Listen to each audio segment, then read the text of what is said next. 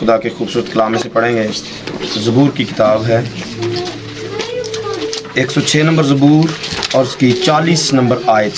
एक ही आयत है, ज़बूर 106 और उसकी 40 नंबर आयत। इसको जितने भी पैगाम जो टाइटल रखते हैं, मजमून रखते हैं, वो ध्यान से सुने, क्योंकि आज एक ही आयत है जिसको आपने सब ने लेना है और इसमें से पैगाम को लेना है, अपना अपना पैगाम तलाश करना है। तो गौर से सुनना है इसमें क्या लिखा हुआ है।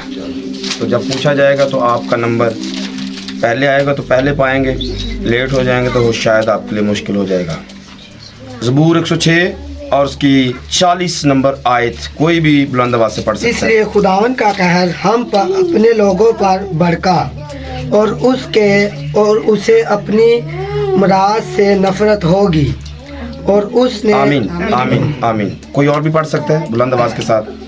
इसलिए खुदावन का कहर हम लोगों पर भड़का और उसे अपनी मिराज से नफरत हो गई और उसने आमीन आमीन। एक ही आयत बेटा पढ़नी है, कोई और भी बुलंद आवाज़ से पढ़े। इसलिए खुदावंद का कहर अपने लोगों पर भड़का और उसे अपनी मिराज से नफरत हो गई। कोई और भी पढ़ सकता है। इसलिए खुदावन का कहर अपने लोगों पर भड़का और उसे अपनी मिराज से नफरत हो गई। सब बोले आमीन। खुदा इस कलाम के वसीले में बरकत दे। ये सब तशरीफ रखिए। एक ही आयत थी, इसलिए इसको ज़्यादा दफ़ा पढ़ाया गया है ताकि आपको मजमून रखते हुए आसानी हो सके, आपको बिल्कुल भी परेशानी ना हो कि आप इसमें से क्या मजमून लेना चाहते हैं। सो कौन सबसे पहले बताना चाहेगा?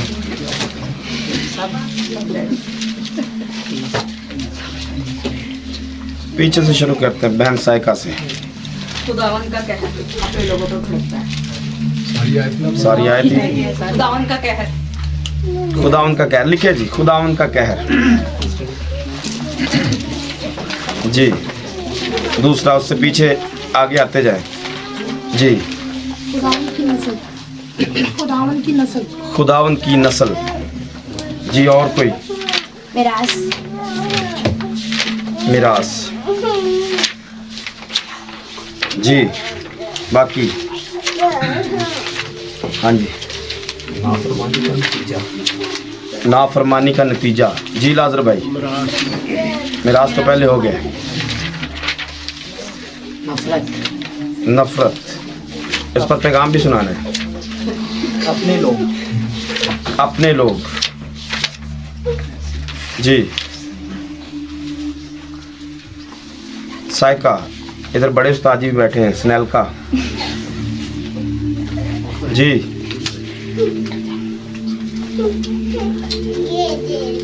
इतनी देर तो बेटा नहीं लगाते, टाइम ज़ाया हो रहा है। बताइए।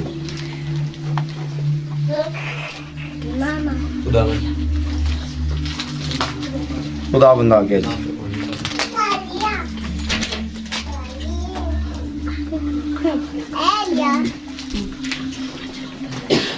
वेट करते रहें। कितना वेट करना है बेटा? साइका, कितना वेट करना है? अपनी मिरास, मिरास हो चुके हैं। मैंने पहले कहा था शुरू में बताना है, जल्दी से, फिर आपके लिए मुश्किल। फैसला क्या है? फैसला क्या है? सही है। हाँ जी। और खुदावन मिराज से नफरत क्यों करता है? खुदावन मिराज से नफरत क्यों करता है जी? हाँ जी। इसलिए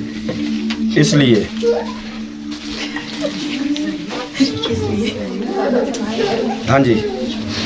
और कोई रखना चाहता है? कोई रह गया या सारे पूरे हो गए? कितने बंदे हो गए जी? कितने पैगाम हुए हैं? 9 में अभी 9 हो गए हैं जी। बताइए जल्दी करें, अभी पैगाम बाकी हैं। ये सारे हो चुके हैं। दिया बेटा, आप क्या कर रहे हैं? आप नहीं बता रहे। लैबा मेरी बेटी किधर गई है जी? आई नहीं है? ओहो, अच्छा। इमरान भाई, आप कुछ बताना चाहेंगे? आयत छोड़ना पड़ा बस। छोड़ना पड़ा। वेरी गुड, ये भी टाइटल लिखे जी, छोड़ना पड़ा।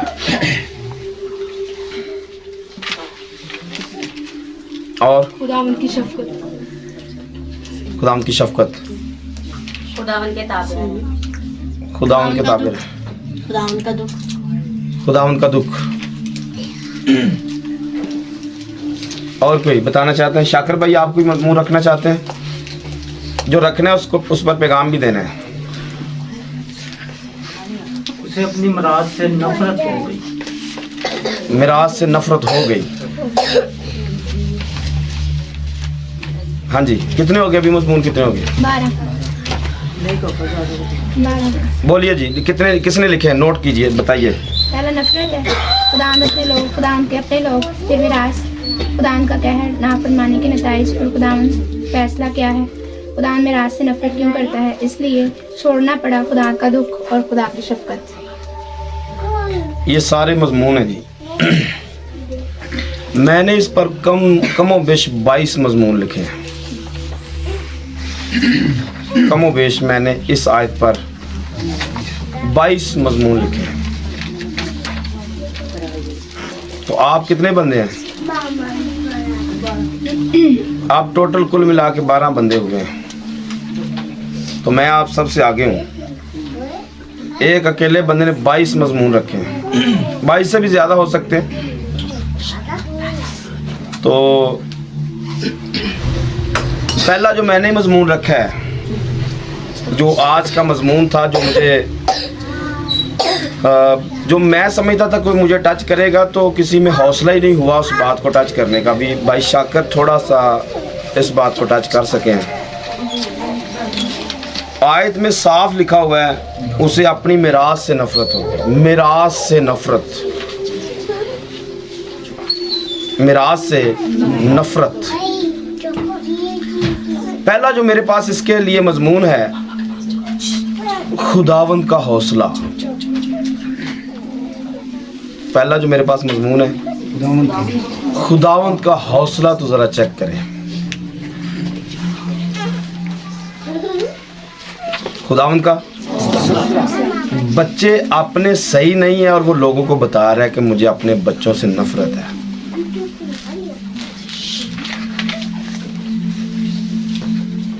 बैठ जाए मनवीर बेटा, बैठ जाए, काफी टाइम लगेगा इसलिए बैठ जाए।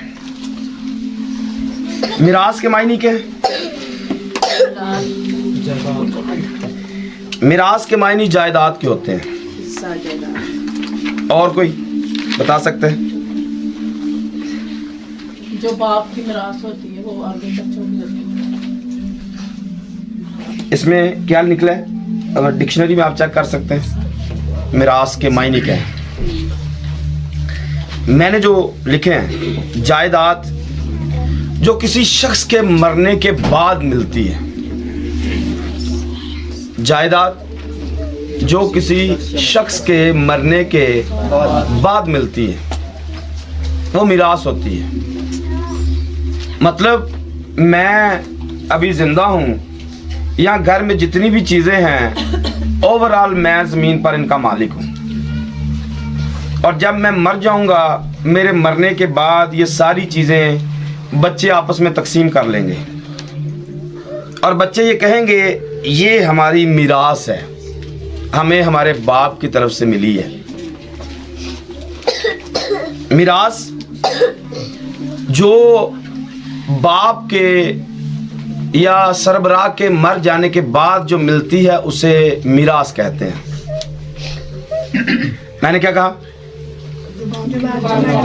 सरबराह कह लें या बाप कह लें, बाप के मरने के बाद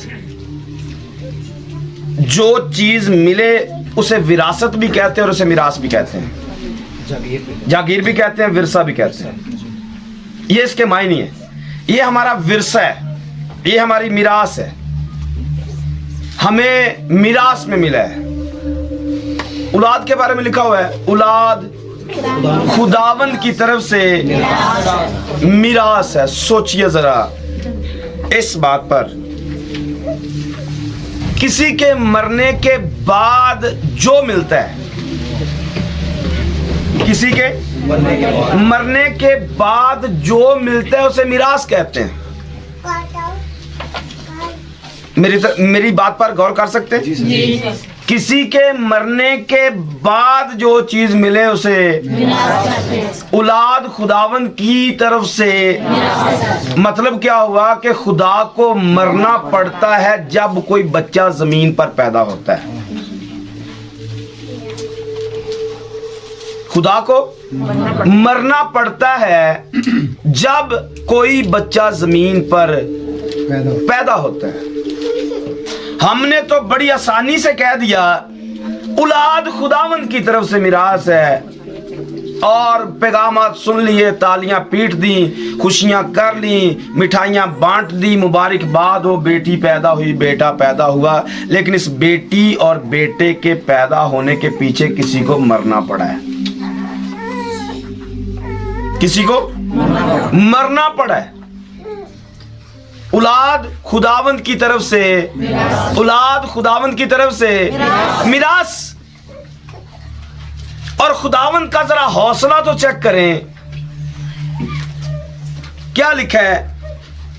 खुदावंद का कहर अपने लोगों पर भड़का और उसे अपनी मिरास से नफरत हो गई। आपको क्या लगता है इतना ही आसान है? औलाद से नफरत होना और फिर बरमला उसका ऐलान दे देना कि मुझे अपनी औलाद से नफरत है। पहला जो टाइटल मुझे मिला है मैंने आपके सामने रखा है, खुदावंद का जरा हौसला चेक करें। आज बेटी बदकार होती है, बेटा बदकार होता है, लेकिन माँ का और बाप का हौसला नहीं पड़ता है कि वो लोगों को बताए कि मेरी बेटी बदकार है और मेरा बेटा बदकार है। बल्कि हर माँ बाप अपनी बेटियों की और बेटों की कमियों पर, गलतियों पर पर्दे डालते हैं। खुदावंद का जरा हौसला चेक करें। खुदावंद ऐलान दे रहा है कि मुझे अपनी मिरास से नफरत हो गई है।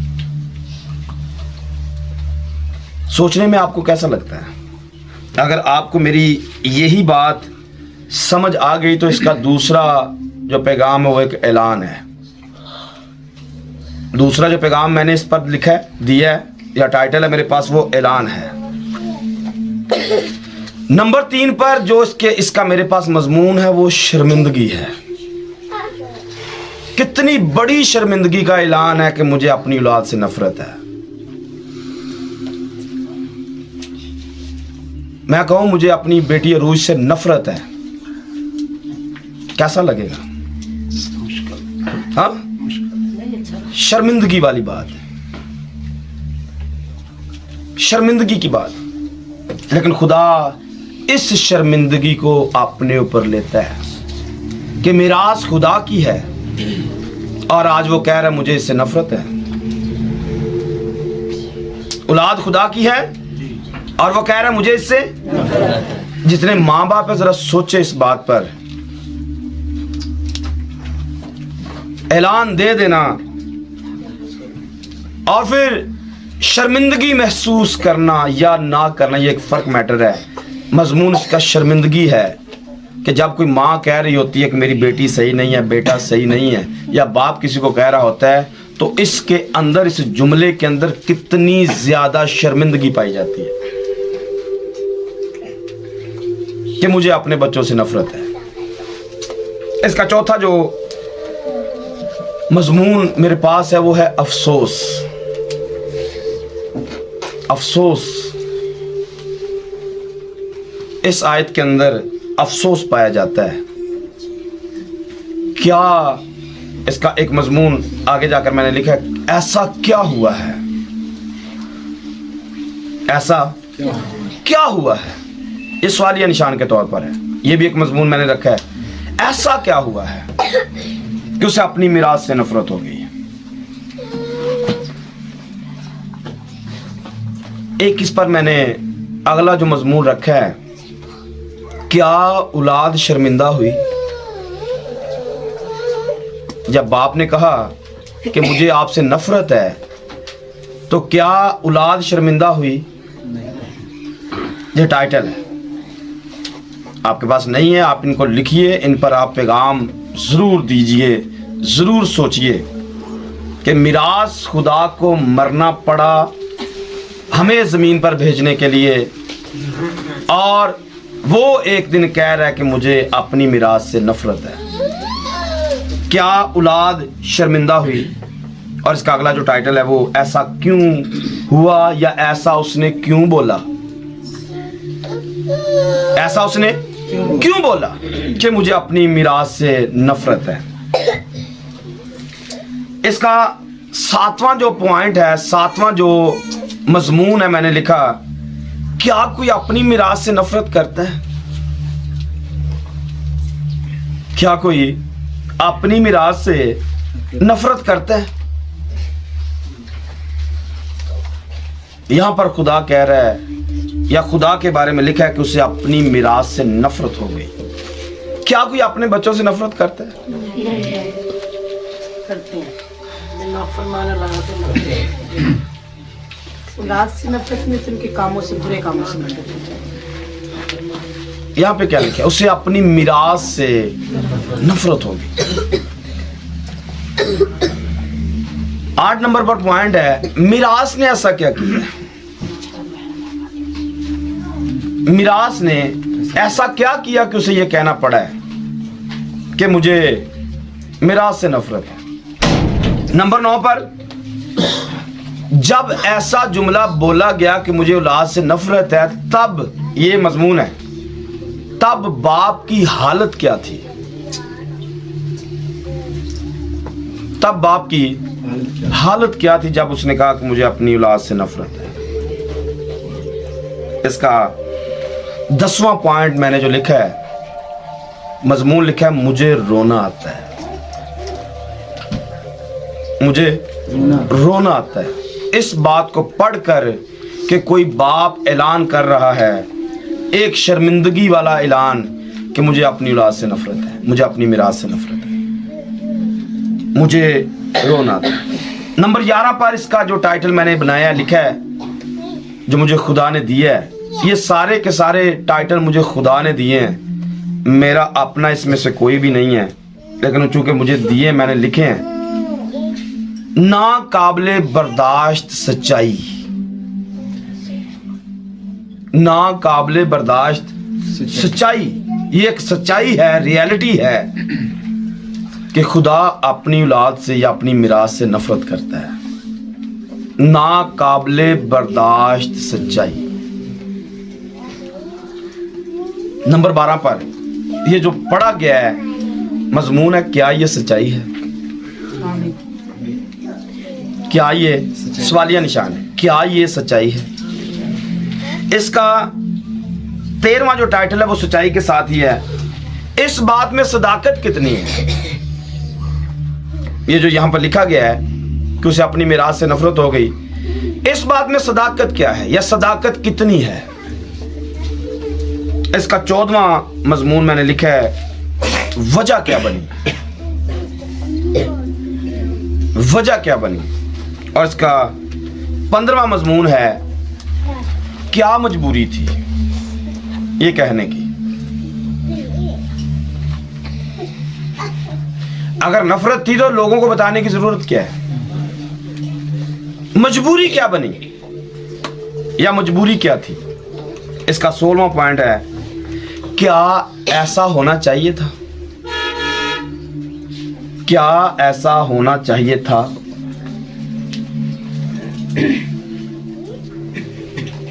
اس کا اگلا پوائنٹ ہے, اس صورت میں باپ کو مر جانا چاہیے تھا. اس صورت میں باپ کو مر جانا چاہیے تھا جب اس نے یہ کہا کہ مجھے اپنے بچوں سے نفرت ہے. اس کا اگلا مضمون ہے, یہ تکلیف دہ وقت ہے, یہ تکلیف دہ وقت ہے. اور اس کا آخری ٹائٹل جو لکھا گیا ہے, بلکہ سیکنڈ لاسٹ ہے, کہنا تو بنتا ہے جب اولاد نافرمان ہو یا اس سے نفرت ہو कहना तो बनता है। और आखिरी اس کا پوائنٹ ہے, کیا یہ نفرت سدا رہی یا سدا کے لیے ہے؟ یہ اس کے میں نے مضمون آپ کے سامنے رکھے ہیں ایک آیت کو لے کر. بات اس میں بہت زیادہ ہے. میں ذیشان صاحب سے کہنا چاہوں گا بھائی آپ کا ٹائم اوپر جا رہا ہے, بھی لیٹ تھا. چلو کنیکٹ آپ نے کر لینا ہے. ایک سوال اس کے اندر اور رکھا ہے, ایک اور ٹائٹل ہے, کیا خدا نفرت کرتا ہے؟ یہ پوائنٹ رہ گیا ہے, کیا خدا نفرت کرتا ہے؟ اس پر آپ نے ہاں یا نہ کا جواب دینا ہے. کیا خدا نفرت کرتا ہے؟ جی 2 بچے کہہ رہے ہیں جی کرتا ہے, 3 بچے بلکہ کہہ رہے کرتا ہے. باقی بتائیے جی, کیا خدا نفرت کرتا ہے؟ نہیں. کس چیز سے؟ 10 منٹ تو میرا خیال ہو چکے ہیں اس آیت پر بات کرتے ہوئے, سوال بنتا نہیں. آیت کیا پڑھی ہے؟ اس لیے خدا ان کا قہر اپنے لوگوں پر بھڑکا, اپنے لوگوں پر قہر بھڑکا اور اسے اپنی.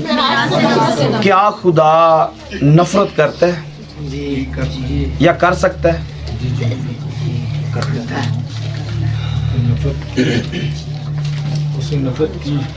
اگر اولاد کام ایسے کرے گی تو پھر خدا تو نفرت کرے گی. اگر اولاد کام برے کرے گی تو نفرت تو ہوگی.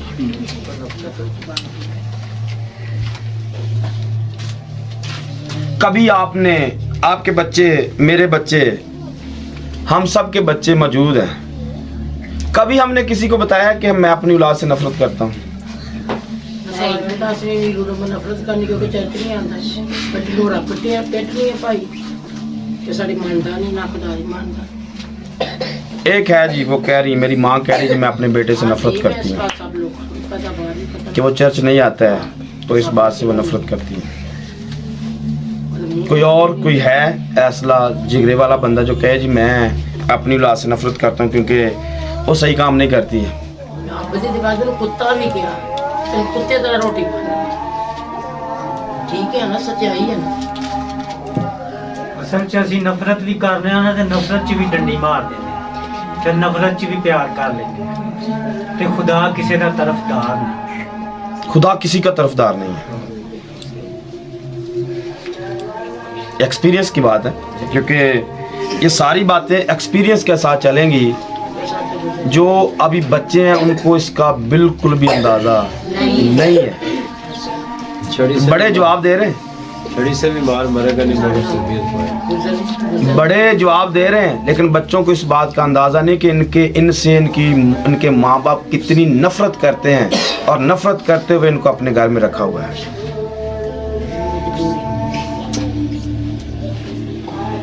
ماں باپ کتنی نفرت کرتے ہیں,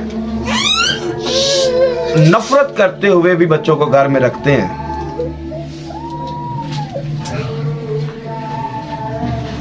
میں نے اس لیے کہا کہ بچوں کو اس بات کا بالکل بھی اندازہ نہ وہ جواب دے رہے ہیں اور نہ وہ جواب دینا چاہتے ہیں.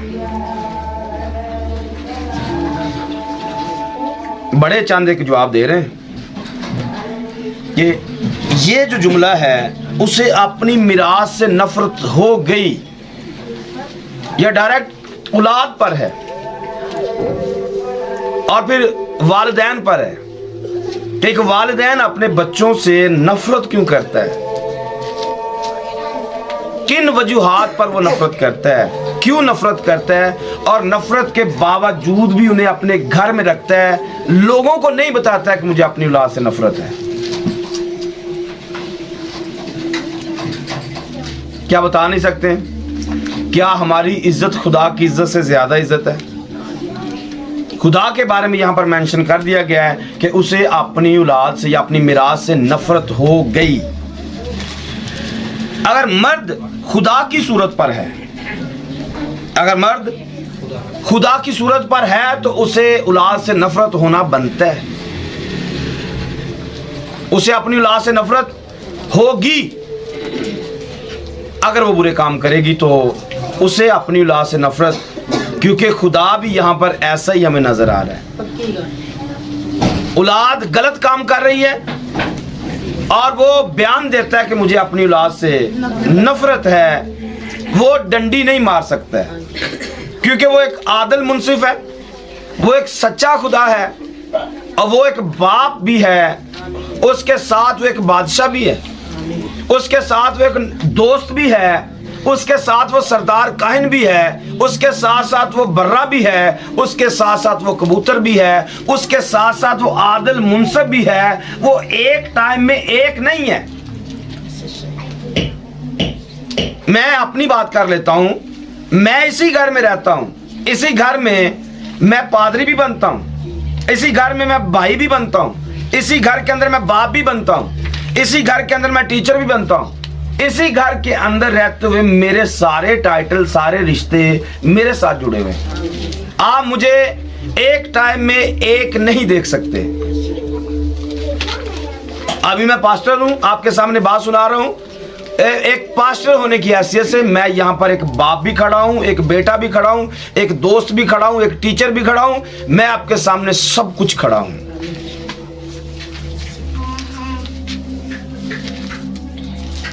लेकिन मुझे आप कौन से रूप में देख रहे हैं? मुझे इस वक्त आप पास्टर के रूप में देख रहे हैं। इस वक्त मैं आपके सामने एक पादरी की हैसियत से कलाम सुना रहा हूं। लेकिन इसका हरगिज मतलब ये नहीं कि मैं सिर्फ एक पास्टर हूं, मेरे अंदर बाकी रिश्ते भी मौजूद हैं।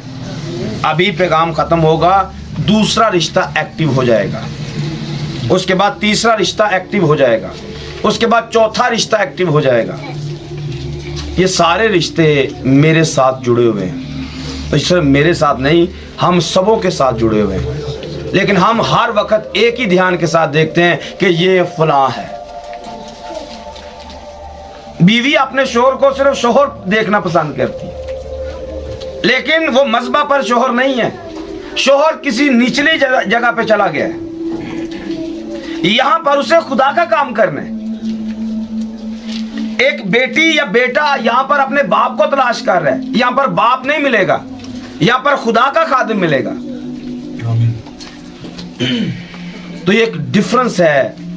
खुदा होते हुए उसे जब ये ऐलान देना पड़ा कि मुझे अपनी औलाद से नफरत है या मिराज से नफरत है, तो तब वो सिर्फ बाप नहीं है, उसे बाकी सारे रिश्तों को भी सामने रखना है कि जब भी कोई तराजू में तोले खुदा को, तो खुदा कम ना निकले, खुदा कम ना निकले। उसे हर वक्त अपने कलाम में पूरा रहना है और वो अपने कलाम में हर वक्त पूरा रहता है। अपनी बातों से वो फिरता नहीं है। जो कवानीन उसने ठहरा दिए उन्हीं पर वो चल रहा है। ना वो उनसे दाएं मुड़ता है, ना उनसे बाएं मुड़ता है, ना ऊपर जाता है ना नीचे जाता है। जो कह दिया है खुदा आज कल बल्कि अब तक यकसा खुदा है। उसने पुराने आदमी में कहा मैं जो हूं सो हूं, तो नए आदनामे में उसने आके कहा वो कल आज बल्कि अब तक एक जैसा है। ये खुदा का पुराने आदनामे का नाम मैं हूं और नए आदनामे का नाम उसका कल आज बल्कि अब तक यकसा एक ही बात है। दोनों में कोई डिफरेंस नहीं। अब जमानों की कैद बंदिश से बाहर निकल जाते हैं। जब उसने कहा मैं हूं, सवालिया निशान डालिए, कब मैं हूं, कब अज़ल में, मैं हूं कब अबदियत में। अज़ल से शुरू करके अबदियत तक आप जहां पर भी देखेंगे आपको वो मौजूद नजर आएगा, और जैसा अज़ल के अंदर है वैसा ही वो अबदियत के अंदर नजर आएगा। इसलिए मैंने कहा दोनों एक ही नाम है। पुराने अहदनामे का नाम मैं हूं है और नए अहदनामे का नाम कल आज बल्कि अब तक एक ही नाम है। एक ही क्वालिटी है, एक ही खूबी है। ये कैद बंदिश से बाहर का इलाका है। वो यकसा रहता है, एक जैसा रहता है, वो फिरता नहीं है। अपने कलाम से वो पीछे निकलता हटता नहीं है। तो जो कुछ उसने कहा उसका राइट बनता है, उसका राइट बनता है कि वो ये जुमला बोले या ये बात खुदा के नाम से मंसूब की जाए। उसका कहना ये बनता है कि मुझे अपनी मिरास से नफरत हो गई है। इतना ही आसान है, इतनी जल्दी हो जाता है। नफरत क्या इतनी जल्दी हो जाती है किसी से? टाइम लगता नफरत के लिए कुछ टाइम दरकार है, और फिर कई दफा कई साल, महीने, बरस गुजर जाते हैं। बंदा जब्त करता रहता है, ख्याल करता रहता है, सोचता रहता है, टाइम देता रहता है। एक गलती माफ करता है, दूसरी गलती माफ करता है, तीसरी गलती माफ करता है, चौथी करता है, पांचवी करता है, 10 बार, 20 बार, 40 बार, 100 बार माफ करता है। लेकिन आखिरकार जाकर वो इस पॉइंट पर खड़ा हो जाता है, अब मुआफी की गुंजाइश नहीं है, अब सीधा सीधा मुझे तुझसे नफरत है। I hate you.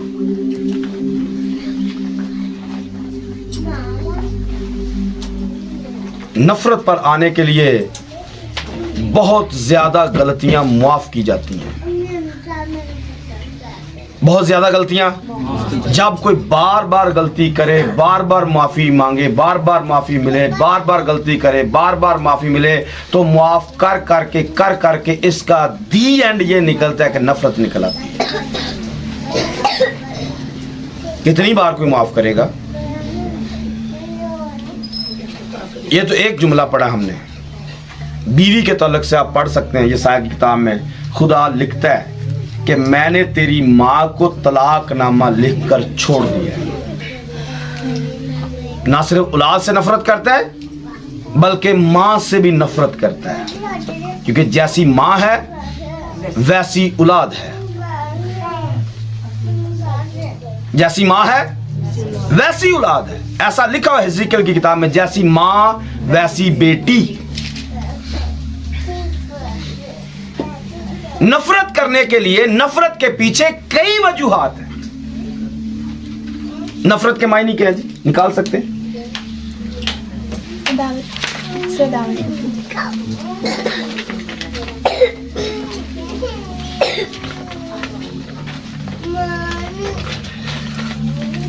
जी निकाला? नहीं, पढ़ के सुना।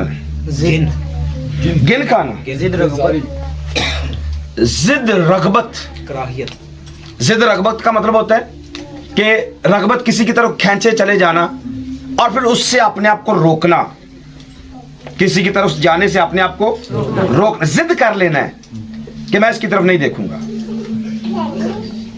ध्यान अपना इसकी तरफ नहीं करूंगा, इसे नफरत कहते हैं। जब कोई बंदा जबरदस्ती अपना मुंह किसी की तरफ से हटा ले, उसकी तरफ देखना पसंद ना करे, इसे नफरत कहते हैं।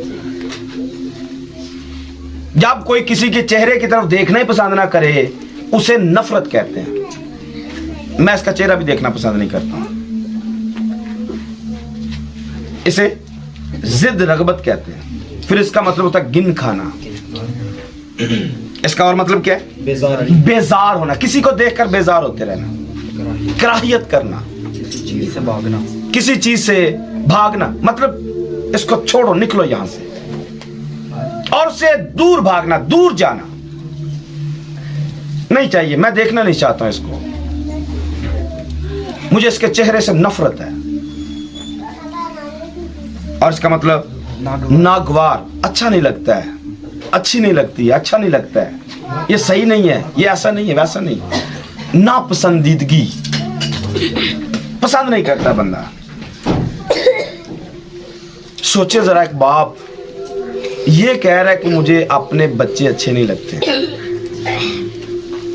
मैं उनसे घिन खाता हूं, मैं इनसे बेजार हूं, मैं इनसे नफरत करता हूं, ये मुझे पसंद नहीं है।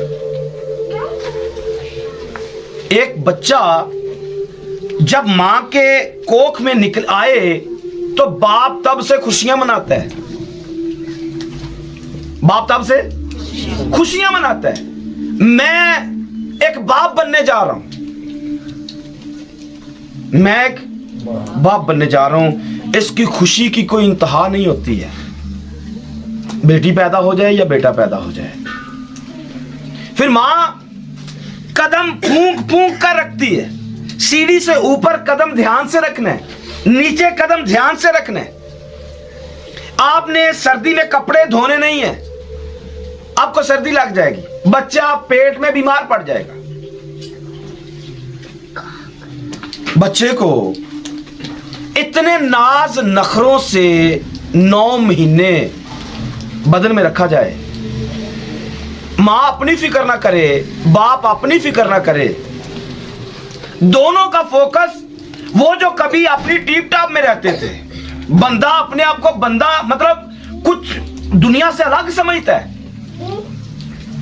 बंदा अपनी सारी जवानी का बेड़ा गर्क कर दे, एक मां अपनी जवानी का बेड़ा गर्क कर दे, और दोनों अपनी अकड़ को छोड़ दें, अपने हुस्न को छोड़ दें, अपने नाज नखरे छोड़ दें, अपना खाना पीना छोड़ दें, अपने कपड़े लेना छोड़ दें, अपनी चीजें ऐशो इशरत की लेना छोड़ दें, क्योंकि एक बच्चा हमारे कोख में, हमारे बदन में आ गया है, और सारा फोकस उस पर करना शुरू कर दें। और जब वो पैदा हो तो लोगों को झूम झूम कर बताएं कि मैं बाप बन गया हूं, मेरी बेटी हुई है, मेरा बेटा हुआ है। लोग फोन कर करके आके मुबारकबाद दे देते हैं, खुशियां मनाते हैं, बड़े बड़े प्रोग्राम अरेंज किए जाते हैं। क्यों? हमारे औलाद पैदा हुई है। हमारे क्या ये नफरत करने के लिए है? क्या ये जो कुछ किया जा रहा है, क्या ये सब इस दिन के लिए कि उससे नफरत की जाए? कि एक दिन बाप खड़ा होकर कहे मुझे अपने बच्चों से नफरत है, मुझे अपनी बेटी से नफरत है, मुझे बेटे से नफरत है, इसलिए ये सारी खुशियां, इसलिए ये सारे काम किए जाते हैं। मुझे बताइए, जितने माँ बाप हैं, जब आपके बच्चा पैदा हुआ क्या आप ड्रामे कर रहे थे?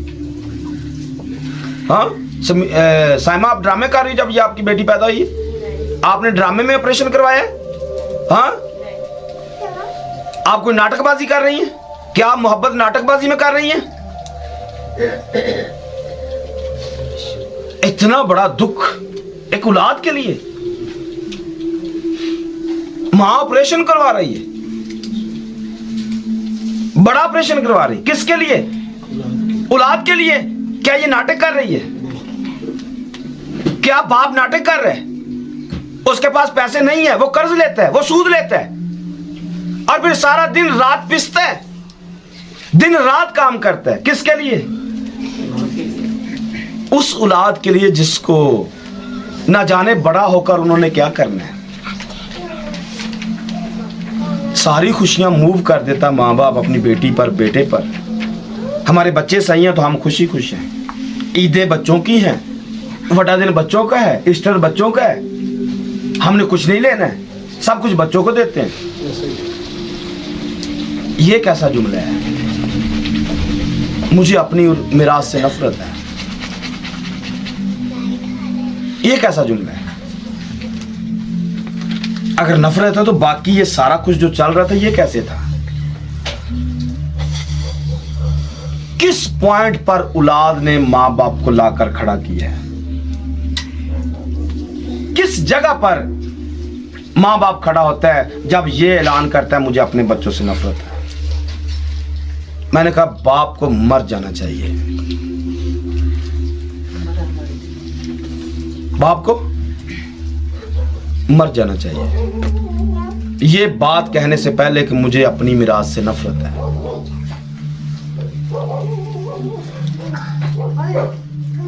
किस कदर मां बाप का जीना हराम किया है, तब जाकर यह जुमला निकलता है कि मुझे अपनी मिरास से नफरत है। मां बाप की खुशियां सारी बर्बाद, उनके जश्न सारे बर्बाद, उनका खाना पीना बर्बाद। एक ही फोकस है, हमने अपने बच्चों को बड़ा करना है, हमने अपने बच्चों को अच्छे पॉइंट पर खड़ा करना है, जहां पर हम पहुंच नहीं सके हम अपनी औलाद को लेकर जाएंगे। और औलाद मां बाप को इस कदर मजबूर कर दे कि मां बाप कहे मुझे अपनी औलाद से नफरत है, मैं इनका चेहरा देखना नहीं चाहता हूं। कितनी देर लगती है? इस पॉइंट पर आने के लिए कितनी देर लगती है? हाँ, कितना टाइम चाहिए? टाइम चाहिए, वक्त चाहिए, और फिर सारी मोहब्बतों को नीचे दफन करना पड़ेगा। सारी मोहब्बतों को, सारी कुर्बानियों को दफन करके फिर ये जुमला बोला जाएगा कि मुझे अपनी मिराज से नफरत है। आइए मैं कुछ दिखाता हूँ आपको। नफरत कब होती है? बाइबल से पढ़ते हैं नफरत कब होती है। कुज़ात की किताब में आइए, दूसरा बाब उसकी 11 नंबर आयत को पढ़ेंगे। और बनी इसराइल ने खुदावंद के आगे बदी की। क्या लिखा है? बनी इसराइल ने खुदावंद के, क्या लिखा है? खुदावंद के आगे बदी की खुदावंद के आगे बदी की और बलीम की परस्तिश करने लगे। क्या किया? बालीम की परस्तिश करने लगे। पर परस्तिश करनी किसकी चाहिए? खुदा की। और खुदावंद मौजूद है, खुदावंद, और खुदावंद की मौजूदगी में बनी इसराइल किसी दूसरे माबूद को पूज रहे हैं। खुदावंद के आगे बनी इसराइल क्या कर रहे हैं? किसी दूसरे माबूद को पूज रहे हैं। नफरत तो बनती है। खुदा को छोड़कर आप दूसरे खुदा को मानेंगे, नफरत तो बनती है। और पढ़िए।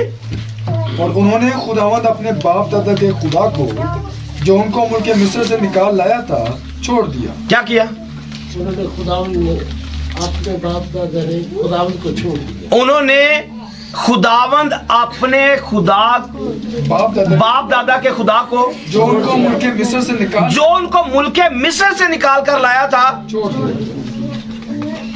उनको क्या किया? छोड़ दिया। जो मुल्क मिस्र से निकाल कर लाया, बनी इसराइल ने क्या किया? उसको। नफरत तो बनती है, नफरत तो बनती है। आगे पढ़िए। और दूसरे मबूतों की, और दूसरे माबूदों की, जो उनके चौगिर्द की कौमों के देवताओं, जो उनके चौगिर्द की कौमों के देवता थे, पैरवी करने और उनको सजदा करने, और उनको खुदा ने कहा क्या था?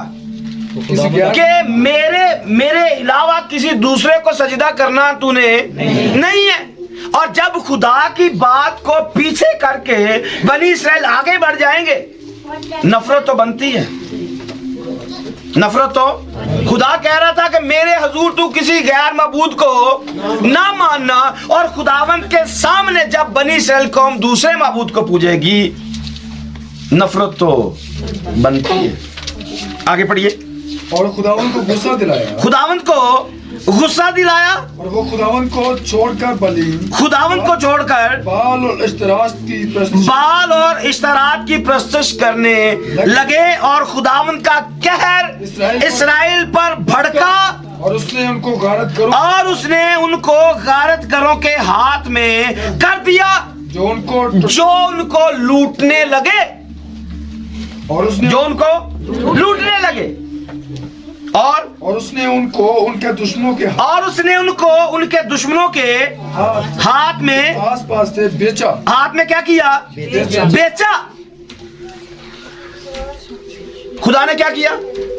जो आस पास की कौमें थी, खुदा ने क्या किया? अपनी मिरास को उनके हाथ, दुश्मनों के हाथ बेच दिया। कैसा लग रहा है आपको? अपने बच्चों को कोई दुश्मन के हाथ बेचेगा? खुदा ने क्या किया? अपने बच्चों को, ये नफरत का नतीजा है कि खुदा ने अपने ही बच्चे बेच दिए।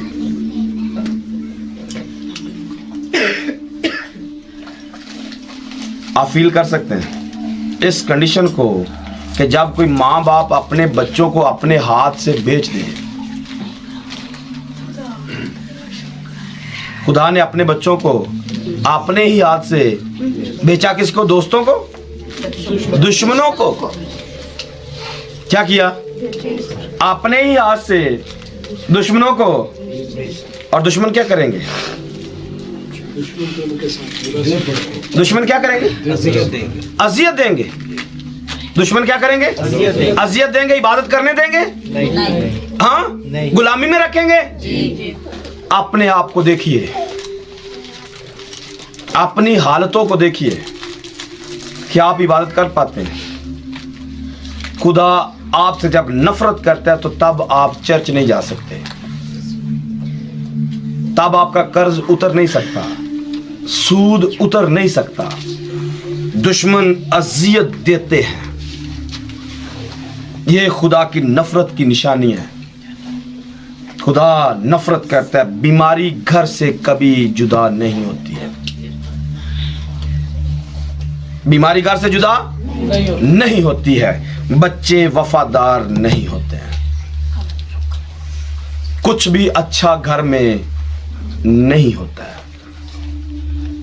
क्यों? खुदा ने अपने ही बच्चों को दुश्मन के हाथ बेच दिया। क्यों? क्योंकि उसे अपनी औलाद से नफरत है। आगे पढ़िए बेटा जरा। तो वो फिर अपने दुश्मनों के सामने खड़े ना हो सके, अपने दुश्मनों के सामने खड़े ना हो सके, और वो जहाँ कहीं जाते जहां भी जाते खुदावन का हाथ उनकी अजियत ही की। क्या लिखे? जहां भी जाते खुदावंद का हाथ उनकी अजियत ही पर तुला रहता था। जैसा खुदावन ने कहा, जहां भी जाओगे खुदा तुम्हें तकलीफ देगा। उसका हाथ जब भी उठेगा आपको तकलीफ मिलेगी। आप किसी भी जगह पर जाओ, दुख, रोना, तकलीफ, मातम जिंदगी से निकल नहीं सकते। जहां भी आपने जाने, मुल्क पाकिस्तान के जिस भी शहर, जिस भी इलाका में जाएंगे, आप दुख के अंदर रहेंगे। दुनिया में जहां भी चले जाएं, अफ्रीका, अमेरिका, लंदन, यूरोप, कहां भी आप चले जाएं, अगर खुदा आपके खिलाफ है, आप कभी सुकून हासिल नहीं कर सकते। जहां भी जाएंगे खुदा का हाथ बदी के लिए आप पर तुला रहेगा। आगे पढ़िए।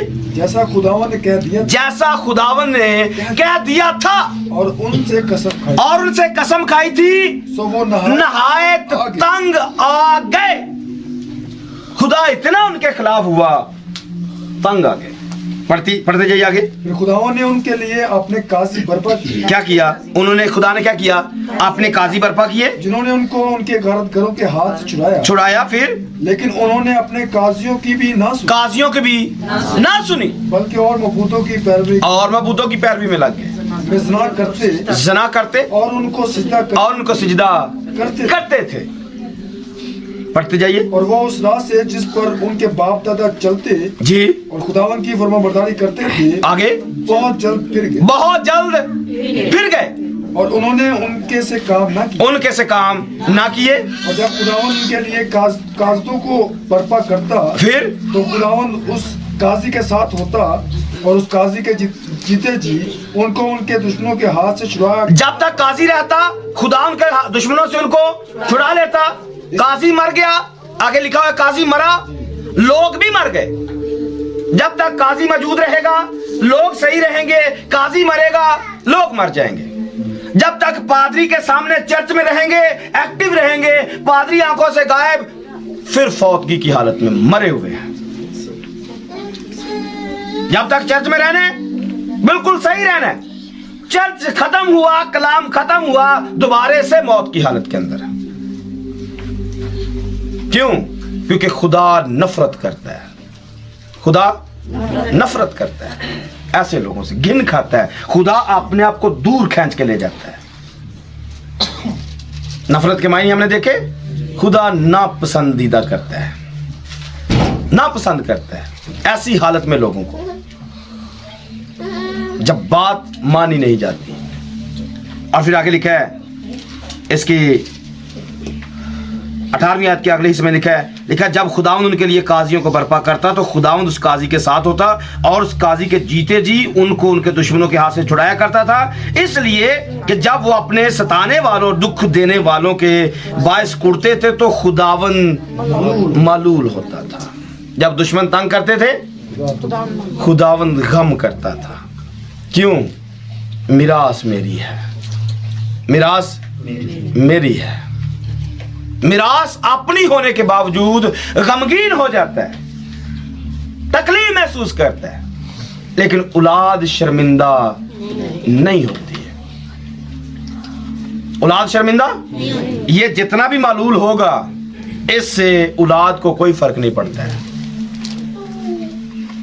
आगे पढ़िए क्या लिखा है। लेकिन जब वो काजी मर जाता तो वो बरगश्ता हो जाते और मबूदों की पैरवी में अपने आमीन। 23 आयत में लिखा है, खुदावंद ने उन कौमों को रहने दिया और उनको जल्द ना निकाल दिया और यशवा के हाथ में भी उनको हवाले ना किया। यहाँ पर इसको आप मजीद पढ़ते जाइए, ये इनका हाल लिखा हुआ है। तीसरे बाब की 7वीं और 8वीं आयत को पढ़िए जरा। और बनी इसराइल ने खुदावंद के आगे बदी की, खुदावंद के आगे बनी इसराइल ने बदी की और खुदावंद अपने खुदा को भूल कर बालीम और यसीरतों की परस्तिश करने लगे। आगे, इसलिए खुदावंद का कहर इसराइलियों पर भड़का। आमीन। वजह क्या हुई? जब खुदावंद के हुक्म को तोड़ा, खुदा इनको दुश्मन के हाथ में कर देता। अब मैं आपको शरह पढ़ाना चाहता हूं। आइए जरा अहबार की किताब में 20वें बाब की 22 आयत में यहां पर पढ़िए क्या लिखा है। अहबार 20 बाब की 22 नंबर आयत। तो तुम मेरे सब आइन और अहकाम मानना, तुम क्या करना? मेरे सब आयन और अहकाम मानना और उन पर अमल करना, ताकि वो मुल्क जिसमें मैं तुमको बसाने को लिए जाता हूँ तुमको उगल ना दे।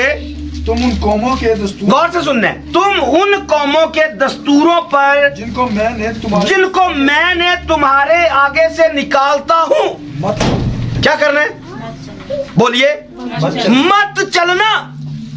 खुदा क्या कह रहा है कि वो कौमें जो तुमसे पहले मुल्क के अंदर हैं, उनके दस्तूरों पर तुमने नहीं चलना है। आगे क्या लिखा है? क्योंकि उन्होंने ये सब काम किए। उन्होंने ये सब काम बोल सकते हैं, उन्होंने ये सब काम किए। कौन से? बालीम को पूजते थे, वो खुदा को छोड़कर दूसरे माबूदों की प्रस्तुत करते थे। खुदा कह रहा था कि मुझे नहीं छोड़ना है, दूसरे माबूदों के पीछे नहीं जाना है, क्योंकि मैं उनको तुम्हारे आगे से निकाल रहा हूं, तुम्हें वहां पर बसा रहा हूं, तो तुमने ये काम नहीं करने। आगे क्या लिखा है? इसलिए मुझे उनसे नफरत हो, मुझे उनसे खुदा को नफरत हुई। किनसे? उन तमाम कौमों से जो मुल्क किनान के अंदर पहले से मौजूद थी। क्यों नफरत हुई? क्योंकि वो खुदा को छोड़कर दूसरे मबूदों की परस्तिश करते थे। खुदा ये बर्दाश्त नहीं कर सकता है, क्योंकि खुदावंद हमारा खुदा गयूर खुदा है। इस्तिस्ना किताब में पढ़िए 32 नंबर बाब निकालिए और उसकी 15 नंबर आयत को देखिए। लेकिन यशरून मोटा होकर लाते मारने लगा। क्या लिखा? यशरून इज़राइल का नाम है। यशरून जब मोटा हुआ तो क्या लिखा है? ये लाते मारने लगा। जब हम मोटे हो जाते हैं, प्रस्तुत करना आ जाती है, मीटिंग लीड करना आ जाता है, कलाम सुनाना आ जाता है, मज़बा पर खड़े हो जाते हैं, फिर मोटे होकर लाते मारते हैं। वहां पर खुदा को मार रहे थे, यहां पर पादरी को मारते हैं। जब तक आता नहीं है तब तक सरजी चलता है, लेकिन जब आता है फिर पादरी बंदे का पुत्र भी नहीं रहिंदा अखां दे विच। फिर पादरी की वैल्यू खत्म हो जाती है, क्योंकि अब हमें आ गया है। यशरून मोटा होकर लाते मारता है। तू मोटा होकर लुगड़ हो गया, तू मोटा होकर लुदड़ हो गया और तुझ पर चर्बी छा गई है। तब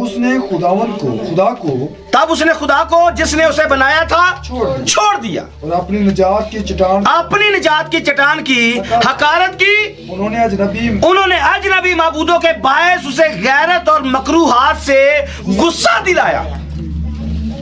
किसने? अपने बच्चों ने मकरूहात से खुदा को गुस्सा दिलाया। आगे, उन्होंने जन्नात के लिए जो खुदा ना थे, बल्कि ऐसे देवताओं के लिए जिनसे वो वाकिफ ना थे, यानी नए नए देवताओं के लिए जो हाल ही में जाहिर हुए थे, जिनसे उनके बाप दादा कभी डरे नहीं, कुर्बानी की, तो उस चट्टान से गाफिल हो गया। जिसने तुझे पैदा किया, जिसने तुझे पैदा किया था, तू खुदा को भूल गया जिसने तुझे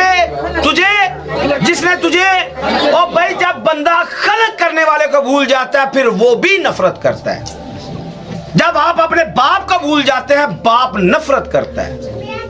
जब बाप की गैरत अंदर से खत्म हो जाए, बाप की इज्जत आपकी आंखों से जाती रहे, बाप का डर, बाप का खौफ आपकी आंखों से जाता रहे, बाप नफरत करना शुरू कर देता है। और जब तक बच्चों में खुदा का खौफ या बाप का खौफ रहता है, बाप इज्जत करता है और प्यार करता है, उनकी तमाम गलतियों कोताहियों को पीछे छोड़ता जाता है। लेकिन जब बाप की इज्जत आंखों से जाती रहे, बाप का खौफ जिंदगियों से डर जाता रहे, फिर बाप भी नफरत करता है। जब तक बच्चे माँ बाप का खौफ मानते हैं, माँ बाप इज्जत करते हैं, उनकी गलतियों को माफ करते हैं। पर जब बच्चे बाप को या माँ को आंखें दिखाते हैं, फिर ये माफी के काबिल नहीं होते हैं, फिर ये नफरत के काबिल होते हैं। जब तक बच्चे छोटे होते हैं, माँ बाप दर गुजर करता है। लेकिन जब माँ बाप को बच्चे सीधे हो जाते हैं, फिर ये नफरत के काबिल होते हैं। और यही हाल बनी इसराइल कौम ने किया है। लिखा है, तू खुदा को भूल गया जिसने तुझे खलक किया। खुदावन ने ये देख कर उनसे, जब कोई खलक करने वाले को भूल जाए, फिर खुदा नफरत करता है। फिर खुदा, और आगे क्या लिखा है, क्योंकि उसके बेटों और बेटियों ने उसे, पढ़ सकते हैं, मैं यही काफी देर से आपको बताना चाहता हूं, मिरास बेटे और बेटियां हैं जिनसे खुदा नफरत करता है। अपनी बेटियों से, अपने बेटों से नफरत करता है, क्योंकि बाप को गुस्सा दिलाने के काम किए जाते हैं। जिन कामों से बाप मना करता है, जब औलाद जिद करके वो काम करती तो बाप नफरत करता है। तब उसने क्या कहा, मैं अपना मुंह उनसे, मैं इनसे छुप जाऊंगा, मैं इनसे छुप जाऊंगा। और फिर देखिए, खुदा बनी इसराइल से छुप गया है। अहद का संदूक आज तक उनको मिला, क्यों नहीं मिला? क्योंकि खुदा उनसे नफरत करता है।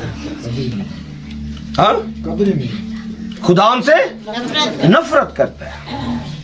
यह नफरत का नतीजा है। आगे पढ़िए, एक और हवाला देता हूं, पढ़िए जरा आगे क्या लिखा है। और देखूंगा उनका अंजाम कैसा, देखूंगा कि उनका अंजाम कैसा होगा, क्योंकि वो गर्दन कश, वो कैसे, बच्चे अपने ही गर्दन कश हैं। और क्या लिखा है, और बेवफा औलाद हैं। नफरत तो बनती है, नफरत तो। और आगे क्या लिखा है, उन्होंने उस चीज के बायस जो खुदा नहीं मुझे गैरत और अपनी बातल बातों से मुझे गुस्सा दिलाया, अपने दिल के ख्यालों से मुझे गुस्सा दिलाया। वो बातल चीजें जो आज है कल नहीं होंगी। आप अपनी जवानी की अकड़ दिखाते हैं, आज है कल ये, आज ये हुस्न है कल ये नहीं होगा, आज ये नाज नखरा है कल नहीं होगा।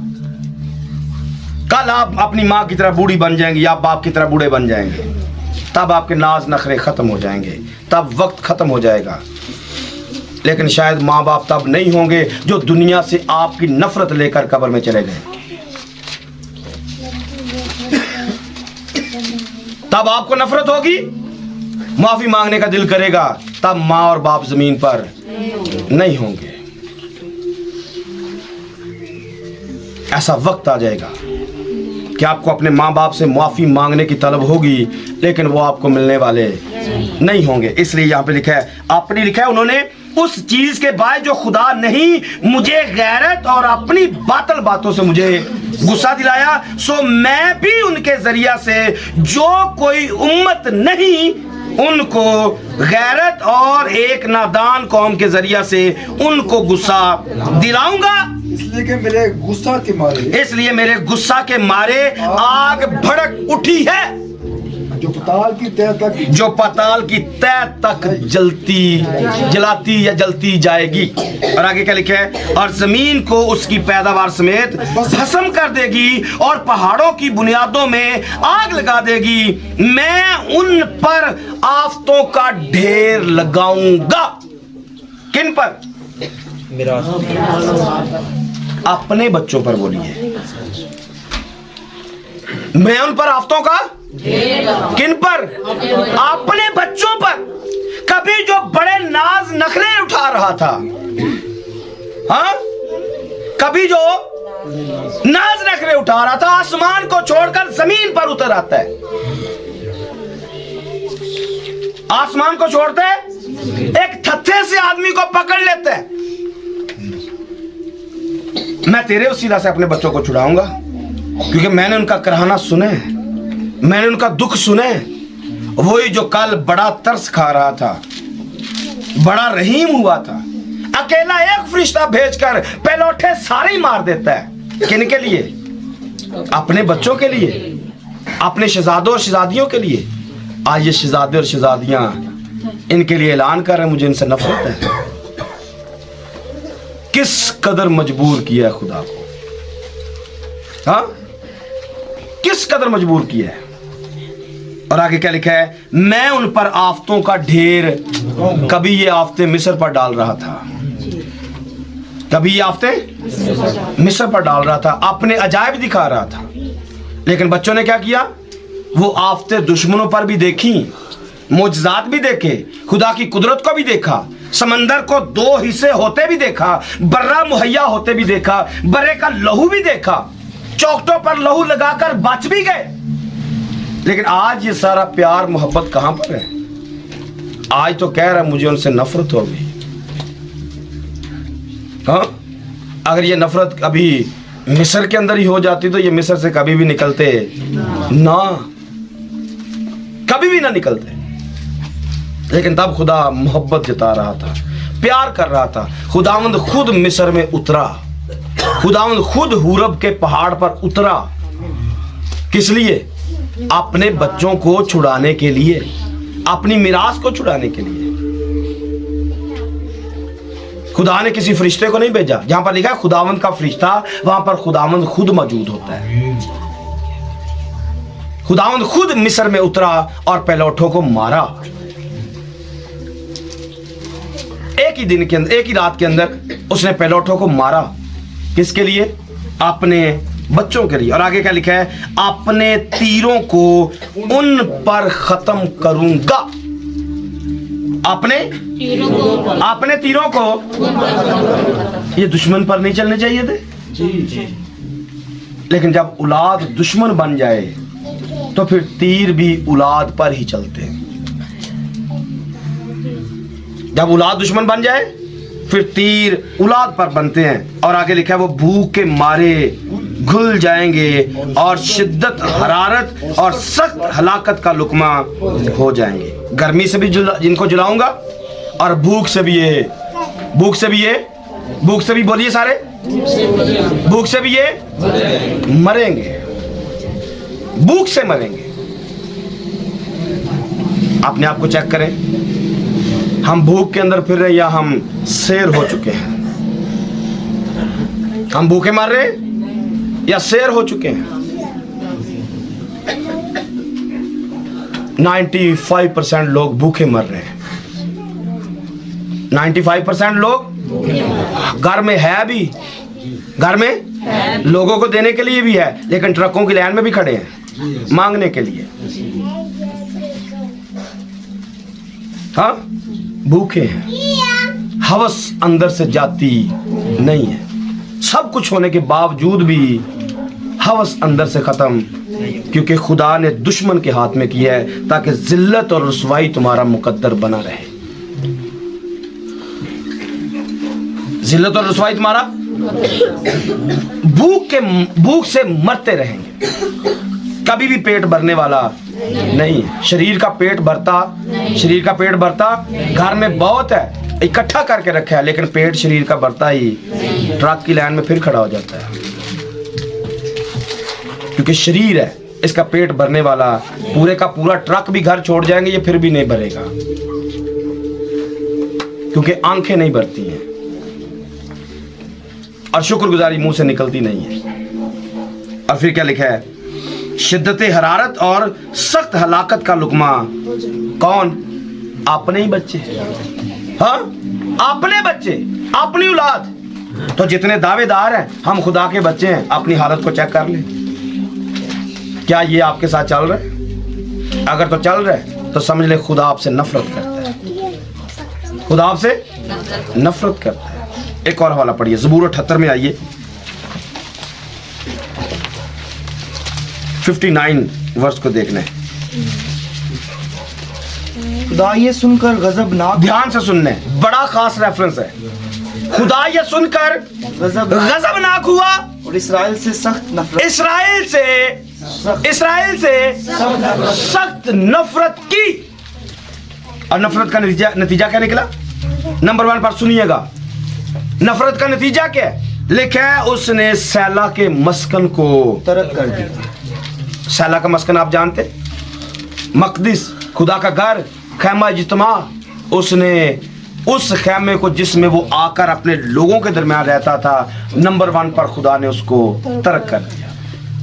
आपके घर में कभी इबादत नहीं होगी, आप कभी चर्च नहीं जाएंगे, अगर चर्च जाएंगे भी तो खुदा आपकी जिंदगी में कभी नहीं आएगा, आप सारी जिंदगी रूहुल कुदस नहीं पा सकेंगे, क्योंकि खुदा आपसे नफरत करता है। खुदा आपसे, उसने उस मस्कन को रद्द कर दिया है, उसने उस मस्कन को रद्द कर दिया है। कभी भी आप रूहुल कुदस याफ्ता नहीं हो सकते। आगे पढ़िए, यानी उस खैमा को जो बनी आदम के दरमियान खड़ा किया था, और उसने अपनी कुव्वत को असीरी में, गौर से सुनिए क्या लिखे है, उसने अपनी कुव्वत, खुदा अपनी कुव्वत को असीरी गुलामी में भेज देता है। रोना तो बनता है, इस बात पर रोना तो बनता है कि जब खुदा की अपनी कुव्वत गुलामी के अंदर हो। आप और मैं खुदा की कुव्वत है, आप और मैं। आपने पढ़ा गौर से कभी, देखो औलाद खुदा की तरफ से और पेट का फल उसी की तरफ से। आगे ही लिखा हुआ है, अगले ज़बूर में लिखा हुआ है, मुबारक है वो आदमी जिसका तरकश उनसे खुदा मुबारक है जब हम उसकी औलाद हैं। अगर उसका तरकश भरा हुआ है तो हम मुबारक, वो खुदा मुबारक है कि उसका तरकश भरा हुआ है। और जब लिखा है कि हम उसकी कुव्वत है, हम उसका जोर है, जमीन पर रहते हुए दुश्मन के मुकाबला में हम खुदा की कुव्वत और पावर, ताकत है जो दुश्मन के साथ फाइट करेगी। लेकिन क्या करेगा खुदा? अपनी ही कुव्वत को गुलामी में भेज देगा, शैतान के हवाले कर देगा। अगर मैं इसकी दूसरी तफसीर आपको देना चाहूं तो लिखा है, जब तक तुम्हें कुव्वत का लिबास ना मिले, यहां पर तो कुव्वत कौन? रूहुल कुदस। कुव्वत कौन? खुदा रूहुल कुदस को दुश्मन के हाथ में दे देता है। आप रूहुल कुदस याफ्ता होने का दावा ही करेंगे, आप रूहुल कुदस होने का ढोंग रचाएंगे, आप कह सकेंगे मैं रूहुल कुदस याफ्ता हूं, लेकिन आप रूहुल कुदस याफ्ता होते हुए शैतान की कस्टडी के अंदर हैं। क्यों? क्योंकि आपने अपने खलक करने वाले को तर्क किया है, इसलिए उसे नफरत हो गई है। और लिखा है, अपनी कुव्वत को असीरी और अपनी हशमत के मायने जानते? इज्जत के मायने है। हशमत, जलाल, इज्जत, बुजुर्गी, अपनी बुजुर्गी को मुखालिफ के हाथ में दे दिया। किसकी वजह से? बच्चों की वजह से। बच्चों की वजह से बाप की पावर गुलामी में चली गई है। बच्चों की वजह से बाप की इज्जत और बुजुर्गी, एहतराम दुश्मन के हाथ में चला गया है। वो जब चाहे औलाद की वजह से बाप को बेइज्जत कर सकता है, जहां पर खड़ा होकर चाहे बाप को बेइज्जत कर सकता है। तेरी कुड़ी ऐसी है, तेरा मुंडा ऐसा है, उनको तो सिखा नहीं सकता है, हमें क्या सिखाएगा? उनको तो तू सही नहीं कर सका है, हमें क्या सही करने निकला तू? औलाद की वजह से बाप की हशमत, बुजुर्गी खत्म हो जाती है। औलाद की वजह से बाप की कुव्वत, बाप की पावर और ताकत खत्म हो जाती है। खुदा की पावर को बनी इसराइल कौम ने गुलामी के अंदर भेज दिया। कभी जो खुदा उसे अपना शहजादा कह रहा था, अपना पैलौठा कह रहा था, इसका तीसरा मतलब है अपनी कुवत की असीरी का मतलब होता है पैलौठा। रूबन मेरी शाहजोरी है, मेरी कुवत का पहला फल है। तो इसराइल खुदावंत की कुवत का पहला फल है। खुदा ने अपनी कुवत यानी कि इसराइल को गुलामी के अंदर भेज दिया। क्यों? क्योंकि इन्होंने खुदावंत के आगे बदी की है। फिर आगे पढ़िए क्या लिखा है, उसने अपने लोगों को तलवार के हवाला किया और वो अपनी मिरास से गजबनाक। आपको नहीं लग रहा है कि पिछले घंटे से आप पर तलवार चल रही है? क्योंकि खुदा नफरत करता है, खुदा आपसे नफरत करता है, इसलिए तलवार चला रहा है। मोहब्बत का पैगाम नहीं दे रहा है, मोहब्बत का पैगाम नहीं है। और ये मेरे पास इतना लंबा पैगाम है कि मैं 5 घंटे सुनाता रहूंगा, ये खत्म होने वाला नहीं है। इतनी बातें मुझे खुदा ने दी। जब दिल करेगा आपका बंद कर देंगे, उसी वक्त बंद कर देंगे। ये खत्म होने वाला पैगाम नहीं है, इसमें इतनी ज्यादा बातें मेरे पास है। क्या लिखा है? अपने लोगों को तलवार के हवाला कर दिया और वो अपनी मिरास से गजबनाक हो गया। आग उनके जवानों को खा गई, आग उनके जवानों को खा गई। और उनकी कवारियों के सुहाग गाए, कवारियों के सुहाग गाए ना गए। उनके काहिन तलवार से मारे गए। तलवार पादरी का किससे? आज पादरियों के भी कलाम गर्दनें उड़ा रहे हैं। ये कलाम आज पादरियों की गर्दनें उड़ा रहा है, क्योंकि पादरी भी नाफरमान हो चुके हैं। पादरियों से भी खुदा नफरत करता है, क्योंकि ये भौंकते नहीं है, ये लोगों को सच बताते नहीं है, ये लोगों को अच्छा चराते नहीं है। हम बार बार कच्ची वादी पर आ जाते हैं। शायद हम इससे बाहर नहीं, इस बाउंड्री से बाहर नहीं निकल पा रहे हैं। अगर बाहर की बात करेंगे शायद आपको समझ नहीं आएगी, लेकिन यहां की बात करेंगे आपके दिलो दिमाग के अंदर पूरा कील ठोकेगी। कैसा हुआ है? यहां पर कितने लोग इस जगह पर, सिर्फ कच्ची आबादी के कितने घर हैं और कितनी मेंबरशिप, किस किस चर्च के साथ मेंबरशिप है, आप सब बखूबी वाकिफ हैं। और कितनी परवरिश की जा रही है, आप इस बात से वाकिफ हैं। मुझे बताइए, क्या खुदा ऐसे खादमों से मोहब्बत करेगा जिन्होंने भेड़ों को आवारा छोड़ दिया उनके हाल पर? क्या ऐसे लोग मोहब्बत के काबिल हैं? जो लोग दुआ करना आज तक जिनको नहीं आया, मुझे बताइए क्या ऐसे उस्ताद इज्जत के काबिल हैं? हम तो मुंह रखनी बात कर लेंगे, लेकिन खुदा का क्या है जो नफरत करके बैठा हुआ है? हम तो एक दूसरे का लिहाज कर लेंगे, ये मेरी माँ, मेरा चाचा, मेरा बाबा है, मेरी बेटी, मेरा बेटा है, लेकिन उस खुदा का क्या करेंगे जिसने हम सबको खलक किया है और जो दिन रात हमें देखता रहता है,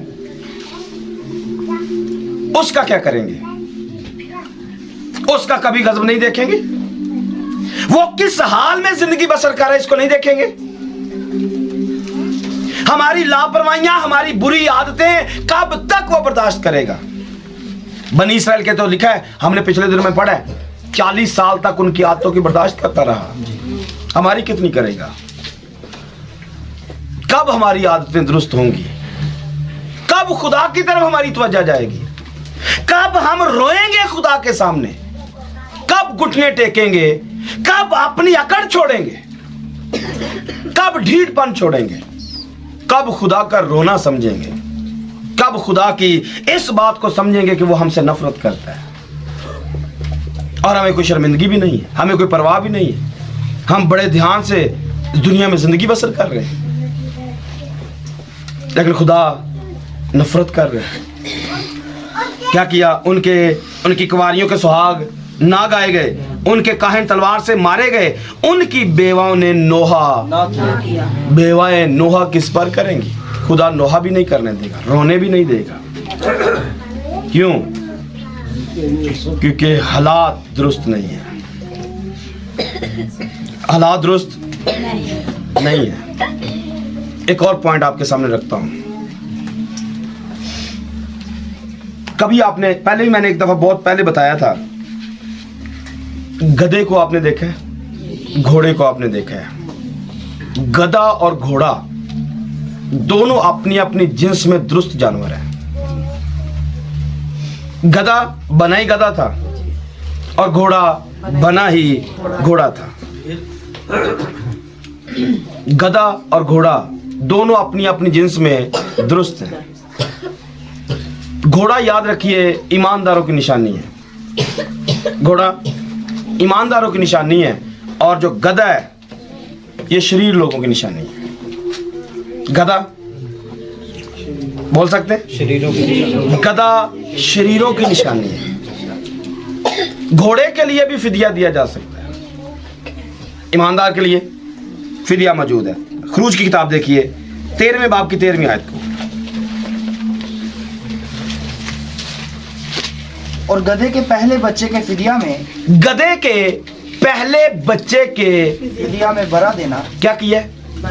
गधे का बच्चा है, बच्चा बोलिए, बच्चा गधे का है और इसका फिदिया दिया जाएगा। गधों का फिदिया बोलिए दिया जाएगा। और गधे के बदले में, गधे के बदले में बोलिए फिदिया में बरा बर्रा, बकरा दिया जाएगा। दोबारा पढ़िए आयत को। और गधे के पहले बच्चा के फिदिया, गधे के पहले बच्चा के लिए बरा देना, बर्रा देना। आपने समझ लिया? गधे के लिए फिदिया बोलिए, गधे के लिए फिदिया मौजूद है, गधे के लिए फिदिया, गधे के लिए फिदिया, घोड़े के लिए भी फिदिया मौजूद है। क्योंकि घोड़ा ईमानदारों की निशानी है और गधा शरीर लोगों की निशानी है। तो खुदा ईमानदारों को भी बचा लेगा और शरीरों को भी बचा लेगा। लेकिन उनका क्या करेंगे जो खच्चर बन चुके हैं? हाँ, घोड़े और गधे के मिलाप से जो बच्चा पैदा होता है उसे खच्चर कहते हैं। और खच्चर कभी झुकते, इन पर जितना भी बोझ डालोगे ये झुकते। ये घोड़े से और गधे से नाफरमान नस्ल और दोगली नस्ल है, जिसको आज आप कलीसिया में पा सकते हैं। जितना मर्जी कलाम सुनेंगे, गधे तो बदल जाएंगे, गधे तो, पर जो खच्चर बन चुके हैं ये कभी बदलने वाले नहीं हैं।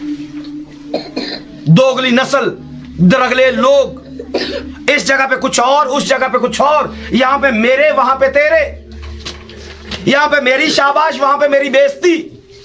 ये दो नंबर लोग, दरगले लोग, खच्चर किस्म के लोग, ये कभी इनका कोई फिदिया नहीं दिया जाएगा और ये कभी खुदा की बादशाही में जाने वाले नहीं है। और आज की कलीसिया यही कुछ बन चुकी है। आज की कलीसिया यही कुछ बन चुकी है। अगर आपको यकीन ना आए तो हमारी असल क्या है?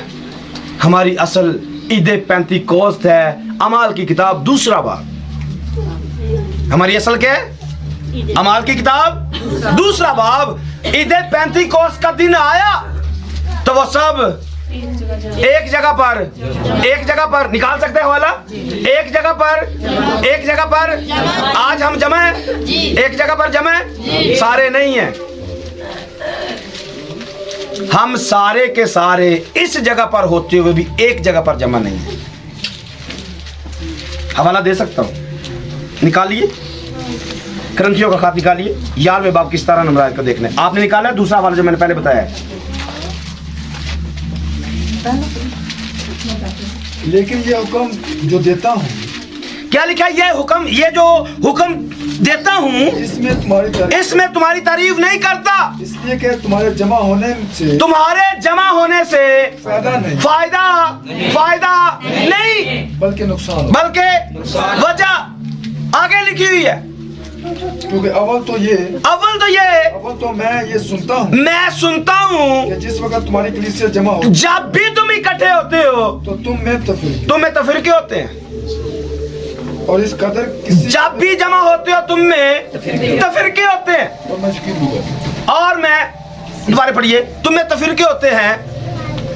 और पढ़िए। मैं इसका किसी कदर यकीन मैं इसका किसी कदर यकीन भी करता हूँ। आप करते हैं? आप करते हैं इस बात का यकीन?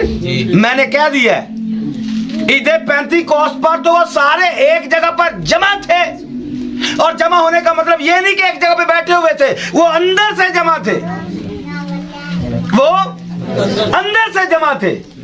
हम अंदर से जमा नहीं है।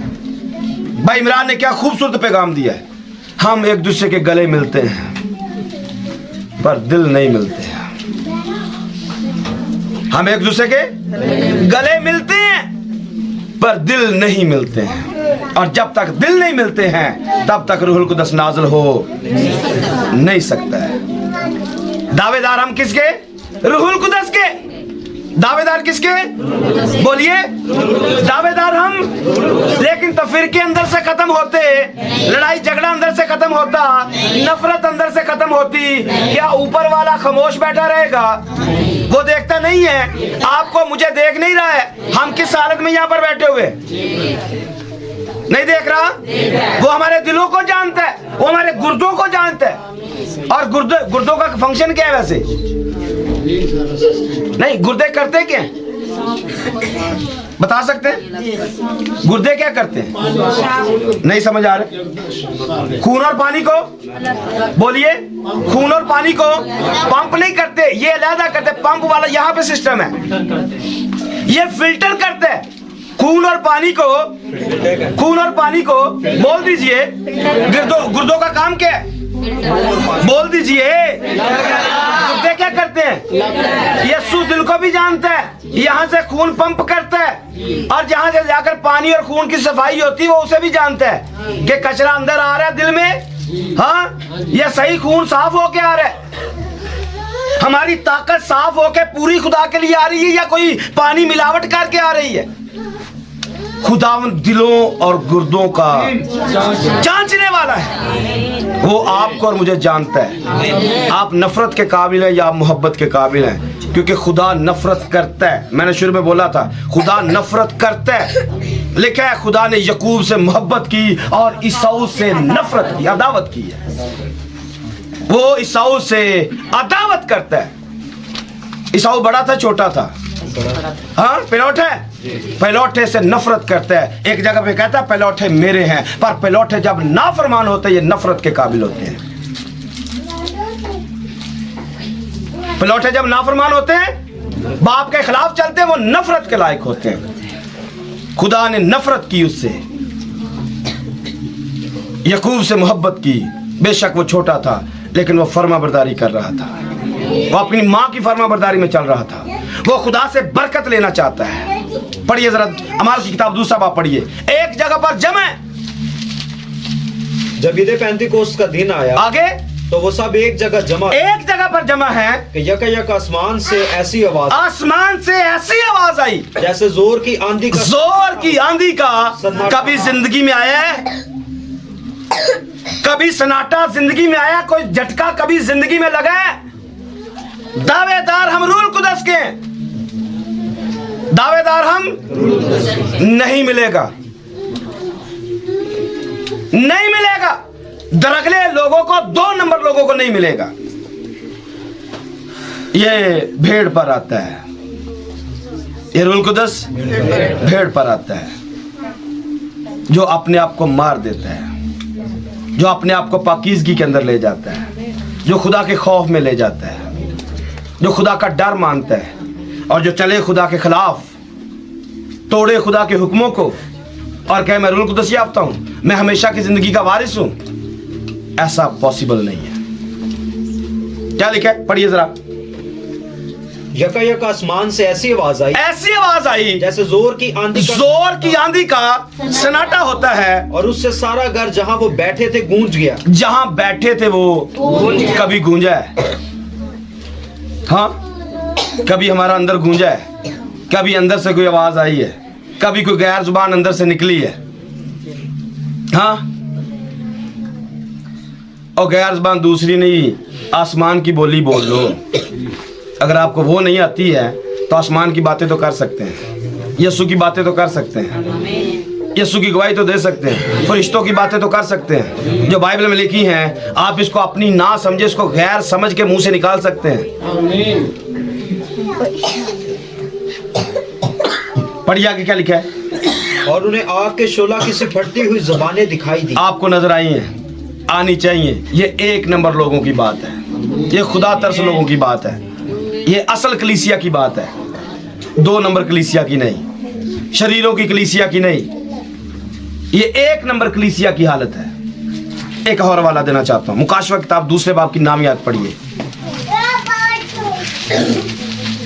मैं तेरी मुसीबत और गरीबी को जानता, मैं तेरी मुसीबत और गरीबी को जानता हूं, मगर तू दौलतमंद, मगर तू दौलतमंद है। और जो अपने आप को यहूदी कहते अपने आप को मसीह कहते हैं और है नहीं, बल्कि शैतान की जमात है। बल्कि क्योंकि यहाँ पर यहूदी कहना थोड़ा लोग बर्दाश्त नहीं करते हैं। वो कहते हैं, हमें पढ़ाते हैं कि यहूदी की जगह पे मसीह पढ़ लिया करो, इसलिए पढ़े। जो अपने आप को मसीह कहते हैं और है नहीं, बल्कि शैतान की, वो कौन है? शैतान की जमात वाले रूल कुदस याफ्ता हो सकते हैं। हाँ, बात हम मसीह की करते हैं, हम मसीही हैं, लेकिन है कौन? शैतान की जमात। क्या खुदा मोहब्बत करेगा या नफरत करेगा? अपने आप को देखिए कि आप खुदा के हैं। पौलुस ने लिखा, जिसमें मसीह का रूह नहीं वो उसका। तो अपने आप में चेक करें, आप में मसीह का रूह मौजूद है। अगर तो मसीह का रूह मौजूद है फिर आप उसके हैं, अदरवाइज आप शैतान के हैं, और शैतान के बच्चों से खुदा नफरत कर रहे हैं। शैतान के बच्चों से खुदा नफरत कर रहे हैं। नफरत तो बनती है, नफरत तो बनती है, क्यों ना बने। दावे हम मसीह के होने के कर रहे हैं, दावे हम मसीह के कर रहे हैं, लेकिन काम हम शैतान के कर रहे हैं।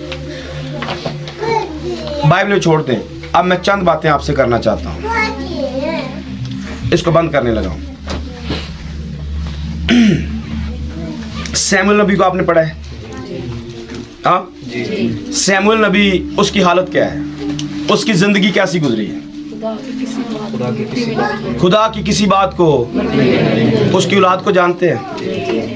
ये कह सकता है मुझे अपनी औलाद से।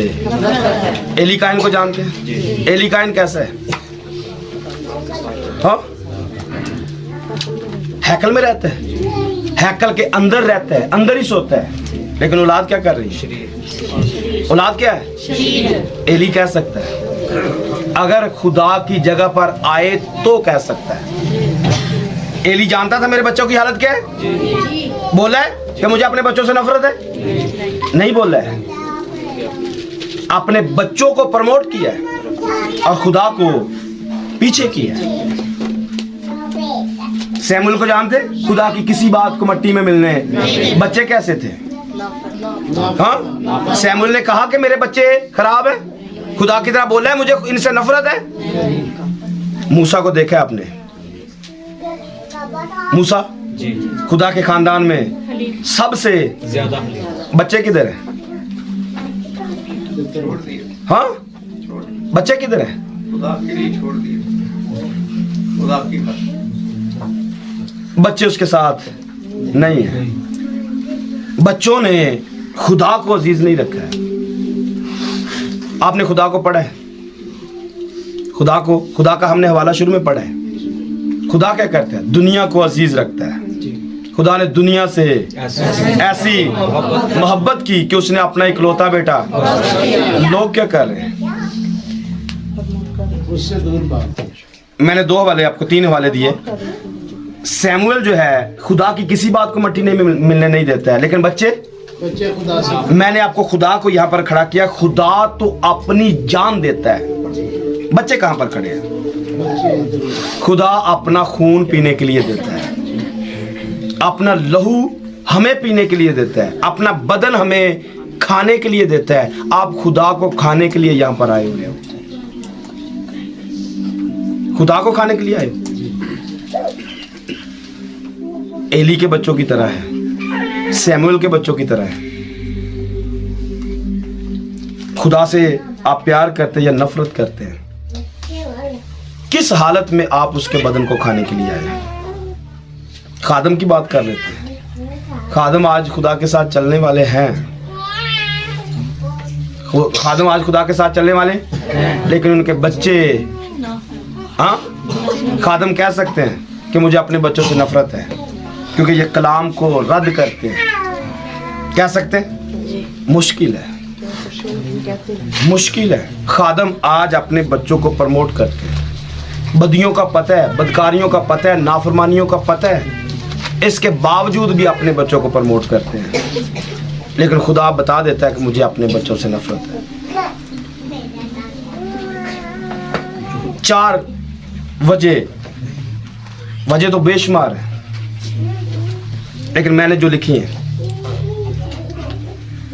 اولاد جب بے شرمی پر اتر آئے, اولاد جب بے شرمی پر اتر آئے تو پھر باپ کا کہنا بنتا ہے. کیا مضمون کیا ہے؟ مجھے اپنی اولاد سے, جب اولاد بے شرمی پر اتر آئے تو پھر باپ کا کہنا بنتا ہے. بول سکتے؟ آپ نے بولنا ہے. جب اولاد بے شرمی پر اتر آئے تو پھر باپ کا کہنا بنتا ہے. جب اولاد باپ کی غیرت کو مٹی میں ملا دے پھر باپ کا کہنا بنتا ہے. کیا مجھے اپنی اولاد سے, جب پاسٹر کلام سنائے, جب پاسٹر کلام سنائے اور کلام سننے کے بعد پاسٹر کو ہی بے عزت کر دیا جائے, پھر پاسٹر کا یہ کہنا, کیا مجھے اپنی کلیسیا سے نفرت ہے. جب خادم اپنی آنکھوں سے کلام کو رسوا ہوتا دیکھے تو پھر اس کا کہنا بنتا ہے کہ مجھے اپنے لوگوں سے, اپنی میراث سے نفرت ہے. اور جب آخری پوائنٹ ملاکی 1:13 نمبر آیت کو پڑھ دے, پڑھ کے اس کو بند کرتے ہیں. ملاکی 1:13 نمبر آیت. اور تم نے کہا یہ کیسی زحمت ہے, یہ کیسی زحمت ہے, اور اس پر ناک چڑھائی. اور اس پر, کس پر, کس پر ناک چڑھائی؟ ہاں, کس پر ناک چڑھائی ہے؟ خدا کے کلام پر, قربانی پر, اس بدن پر, اس لہو پر. اور جب کلام بتایا جائے آپ میں یہ غلطی پائی جاتی ہے اور آگے سے آپ ناک چڑھا دیں, نفرت تو بنتی ہے. جب آپ کلام کی سن کر کلام پر ناک چڑھائیں آپ سے نفرت بنتی ہے. اور میں آپ سب سے نفرت کرتا ہوں جو آپ کلام پر ناک چڑھاتے ہیں اور آپ اس کو مانتے نہیں ہیں. آج میں آپ سب کو کہنا چاہتا ہوں, میں آپ سے نفرت کرتا ہوں اگر آپ کلام کو سن کر اس پر عمل نہیں کرتے. جیسے خدا نے کہا مجھے اپنی اولاد سے نفرت ہے, میں آپ سب کو کہنا چاہتا ہوں اگر آپ میری سن کر اس پر عمل نہیں کرتے ہیں, آئی ہیٹ یو, میں آپ سے نفرت کرتا ہوں. آپ مجھ سے محبت کی, پیار کی توقع مت کریں. آپ میری بیوی کی جگہ پہ ہیں, بیٹی کی جگہ پہ ہیں, بہن کی ہے, ماں ہے, بابا ہے, چاچا جو بھی ہیں. اگر آپ کلام سن کر اس کی توہین کرتے ہیں میں آپ سے نفرت کرتا ہوں. آپ کوئی بھی ہیں, مجھے اس سے کوئی سروکار نہیں ہے. اگر کلام کی آپ کی زندگی میں کوئی اہمیت اور ویلیو نہیں ہے, خدا کی آنکھوں میں بھی آپ کی کوئی ویلیو نہیں ہے. اگر کوئی کلام کو رد کرتا ہے خدا اسے رد کر دے گا, کیونکہ وہ کجرو کے ساتھ ٹیڑھا ہے. کجرو کے ساتھ وہ, پر جو اسے قبول کر لیتا ہے اسے خدا کا فرزند بننے کا حق دیتا ہے. اگر آپ کلام کو قبول کرتے ہیں, اس پر عمل کرتے ہیں, میں آپ سے پیار کرتا ہوں کیونکہ خدا نے دنیا سے محبت کی ہے اور میں نے آپ سے محبت کی ہے. اور محبت کا یہ نتیجہ ہے کہ یہاں پر گھنٹہ 2 گھنٹے یہاں سے کھڑے ہو کے آپ کو کلام سناتا ہوں. لیکن آگے آپ پر ڈیپینڈ کرتا ہے, آپ نے محبت دینی ہے یا محبت لینی ہے, یا آپ نے نفرت لینی ہے اور نفرت دینی ہے. فیصلہ آپ کا ہے. खुदा ने तो यहाँ पर कह दिया है कि मुझे अपनी मिरास से नफरत हो गई है। तो नफरत औलाद ने करवानी है, मोहब्बत औलाद ने करवानी है। आप सब जितने यहाँ पर मौजूद हैं, मोहब्बत और नफरत आपके हाथों में है। आप मुझसे मोहब्बत लेना चाहते हैं, आप मुझसे नफरत लेना चाहते हैं, कंट्रोल आपके अंदर है, कंट्रोल आपके हाथों में है। आप मुझसे क्या चाहते हैं, आप मुझसे क्या तवक्को करते हैं? मैं आपसे मोहब्बत करूं या आपसे नफरत करूं? अगर आप कलाम से मोहब्बत करते हैं, खुदा आपसे मोहब्बत करता है, खादम भी आपसे मोहब्बत करता है। लेकिन ऐसा पॉसिबल नहीं है कि आप कलाम की बेइज्जती भी करें और मैं आपसे प्यार भी करूं। मैं खुदा के साथ खड़ा हूं, मैं खुदा के साथ खड़ा हूं। अगर खुदा के होते हुए, खादम के होते हुए अगर आप कलाम के उलट जाएंगे, आपको नफरत मिलेगी, मोहब्बत नहीं मिलेगी। आप बीच में फजल को लेके आएंगे, यह आपकी मर्जी है। लेकिन मैंने आपके सामने खुली बातें रखी हैं। यीशु को देखिए, उसने अपना बदन हमें खाने के लिए दिया है, उसने अपना लहू हमें पीने के लिए दिया है। क्या कुछ वो हमारे लिए करता जो उसने नहीं किया है।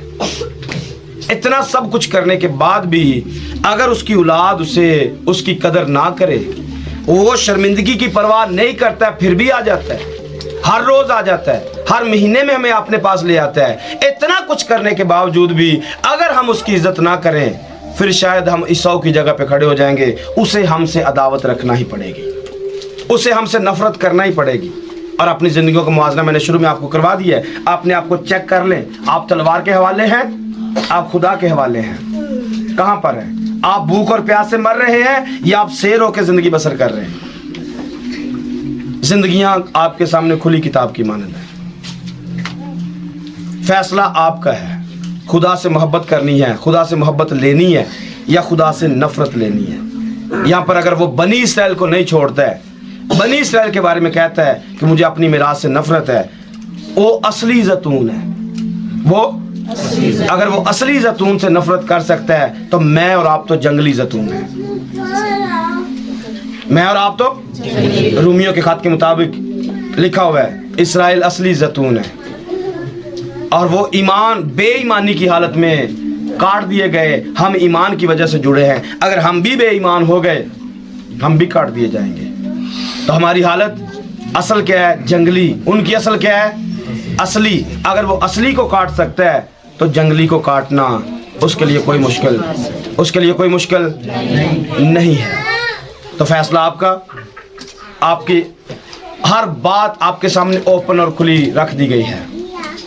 अपनी ज़िंदगी को देखें, अपने आप को देखें, फैसला करें, आप मोहब्बत चाहते हैं या नफरत चाहते हैं। अगर आपसे आज तक नफरत की गई है, जैसे लिया से नफरत की गई, तो आज वक्त है कि आप इसराइल को हासिल कर लें, यानी कि खुदावंद यीशु को हासिल कर लें, उससे मोहब्बत का दावा कर लें। वो आपसे ज़रूर मोहब्बत करेगा, वो ज़रूर आप पर शफकत करेगा। लेकिन उससे पहले आपको शर्मिंदा होना पड़ेगा, आपको माफ़ी मांगना पड़ेगी, आपको उसके कदमों में झुकना पड़ेगा।